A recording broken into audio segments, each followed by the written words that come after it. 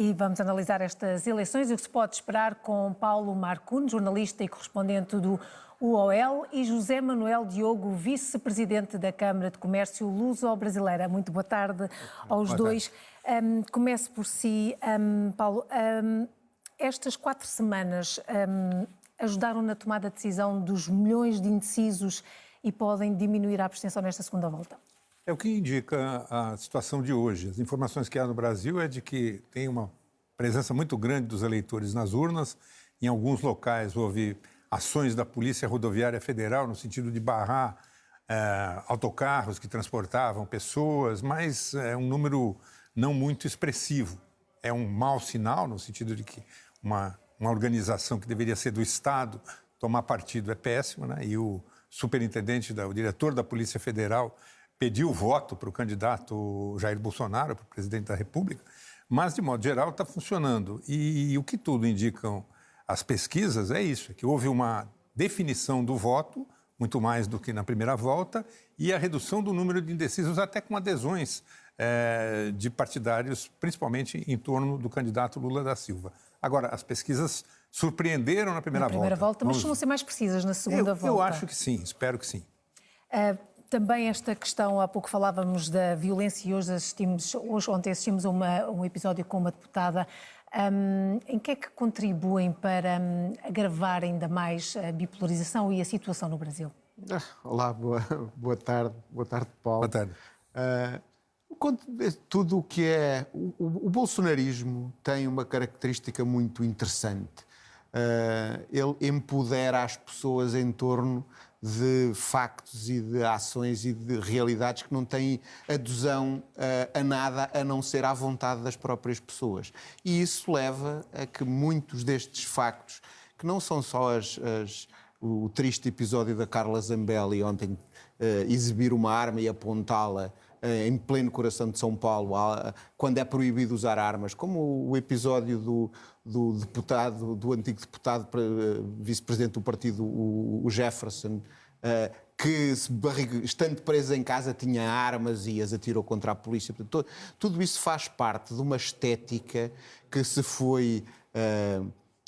mesmo sem a qualidade de estética, que se foi apurando com os apoiantes do Jair Bolsonaro, com os apoiantes ou dessa corrente ideológica que se define talvez por não ter uma ideologia definida e por apenas permitir que as pessoas façam o que querem, e esse poder vem de cima como uma espécie de bênção divina para que possam fazer o que querem. Respondendo àquilo que me pergunta, o que é que aquilo acrescenta? Nada de bom, com toda a certeza. Mas nestas eleições, que impacto é que tem? Na decisão de hoje, não tem? Eu sempre falei uma coisa, os dois candidatos passaram metade da campanha a fazerem de garoto de propaganda um ao outro. Cada vez que o Bolsonaro, tudo o que o Bolsonaro diz de mau, junta os apoiantes de Lula à volta de Lula. Tudo o que Lula, e agora na segunda volta, com a chegada do André Janones, que trouxe uma campanha, sobretudo nas redes sociais, também um bocadinho desviada dos factos, um bocadinho mais incisiva, um bocadinho mais bruta do ponto de vista da mensagem mais curta e da internet, um bocadinho mais de conflito. Isso faz com que um e o outro juntem o que já têm. E a decisão está nos indecisos, está no meio. E se me pergunta, alguém do Bolsonaro ou que apoiaria o Presidente pode ter mudado de opinião com este episódio do deputado Jefferson e da Carla Zambelli? Eu acho que sim. Eu acho porque, falando com algumas pessoas que condenam muito aquilo que foi toda a opção tudo o que ocorreu com o Lava Jato e aquilo a que o ex-presidente Lula ter sido condenado efetivamente e depois os processos terem desaparecido ou eles não existiram do ponto de vista jurídico, mas isso faz com que as pessoas que dizem, ao menos o Bolsonaro, né, pelo menos ele não teve estes problemas, não é um descondenado, né, como lhe chamava, mas depois ao ver-se isto são pessoas, como aquela senhora que tinha um cartaz que dizia não ao aborto, não a valores simples, fáceis de aderir por quem é conservador, mas o que acontece na prática é que para os indecisos isso pode ter tido pode ter feito uma diferença. E as pessoas podem ter dito assim, ok, nós não queremos o PT. E isso viu-se em muitos apoios que tem. Há um artigo hoje da Miriam Leitão no Globo muito importante sobre isso, que a filha dela lhe perguntava, mas porquê é que nós não falamos de futuro? E assim, nesta altura, esclarecer o passado e o que aconteceu há 30 e muitos anos, quando foi a redemocratização, é importante. É disso que estamos a falar. É de saber que modelo queremos mais do que pessoa queremos. Se queremos a democracia, uma coisa que não seja isso. E os apoiantes de Lula da Silva falam mesmo desta redemocratização. É uma coisa muito vincada por eles. Sim, porque, na verdade, o presidente Jair Bolsonaro, costumo dizer, ele é um político incomum que cumpriu o que prometeu. O problema é o que ele prometeu. Ele foi eleito prometendo uma série de questões que iam além da democracia. E a quantidade de agressões que ele fez ao Supremo Tribunal Federal, a firmeza da apuração nas urnas, e a outros setores da sociedade é muito grande. Agora, o Brasil sairá dessa eleição, seja qual for o resultado, dividido quase que ao meio. Porém, há uma diferença que eu espero que seja compreensível caso Lula da Silva vença a eleição. É que do lado de Lula da Silva e da frente que se formou em torno dele, há uma declaração de intenção de pacificar o país, de buscar superar as divergências. De que maneira, eu não sei bem, porque é muito complexo. É complexo, é difícil pensar como se vai conseguir isso. Sim, mas do outro lado não há isso. Porque mesmo que Bolsonaro perca, digamos que esta estratégia do bolsonarismo vai continuar ainda durante algum tempo e vai ser difícil que desapareça. Certamente, há uma pesquisa que saiu que mostra que 30% dos eleitores brasileiros são favoráveis ao Partido dos Trabalhadores. 30% ou 35%, não me recordo bem agora. Porém, 50% em vários estados do Brasil são contrários ao PT. E 20% são a favor do partido de Bolsonaro, que não é um partido que tem uma definição muito clara, o Partido Liberal, um partido novo, pouco definido, ao qual ele aderiu muito recentemente. Então já há uma divisão. Agora, a questão é saber se os bolsonaristas e o bolsonarismo vai resistir na hipótese dele não vencer a eleição. Ontem, nós falámos disso há pouco, quem tiver mais votos leva. Foi uma afirmação que Jair Bolsonaro deu. Pode-se acreditar nesta declaração de que vai aceitar os resultados? Eu adoraria acreditar. Mas não acredita? Não é essa a questão. Ele só fez essa declaração ontem a uma jornalista no Jornal da Globo, depois do debate, e em todas as ocasiões anteriores ele colocou em dúvida. Porém, as sinalizações são de que talvez, até mesmo em função de não ter o apoio para fazer uma ação do tipo que aconteceu nos Estados Unidos, talvez haja uma aceitação do resultado na hipótese de Bolsonaro perder. Paulo, há um episódio, o episódio da marcação daquela conferência de imprensa há 2 dias atrás, sim, por causa do episódio das rádios. Sim. Há um em que... A acusação de boicota. Uma das rádios era do próprio diretor de campanha dele, que depois se arrepende, é outro dos tiros no pé, ele arrepende-se publicamente, mas rodou nos bastidores em Brasília e junto dos assessores que o presidente Bolsonaro tinha convocado uma espécie de Conselho de Ministros para uma coletiva de imprensa, onde se iria dizer: estamos a ser boicotados, as eleições têm que ser adiadas. E isso, e veio escrito em vários meios de comunicação social, a ser verdade, os ministros, porque temos só o general Heleno e o ministro da Informação, há uma debandada de toda a gente que vai dizendo: não podemos, não temos agenda. Não ter agenda numa altura destas é um sinal de... Eu diria outra coisa. No Brasil, Paulo, corrija-me se eu estou enganado, mas no Brasil os poderes do Presidente mantêm-se intactos até ao dia 31 de dezembro. Sim. Não se perdem direitos constitucionais, como por exemplo aqui em Portugal, o Presidente da República, sim, ou seja, 30 dias antes... Há aqui um tempo até janeiro... Lá não. Há um período de poder efetivo até lá. Até lá. Então, sim, o que pode acontecer? Eu pergunto-me muito. Eu sou um estrangeiro que mora lá e um estrangeiro é sempre um estrangeiro. O Paulo também é um estrangeiro, sim, aqui. A percepção que nós temos das coisas, ela acaba por ser menos emocional.